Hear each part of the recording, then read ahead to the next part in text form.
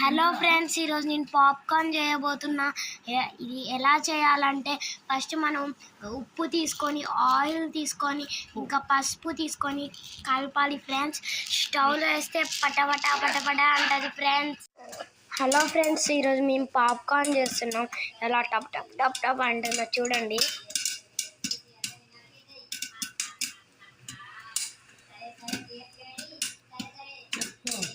గిన్నెలో నూనె పోసుకోవాలి.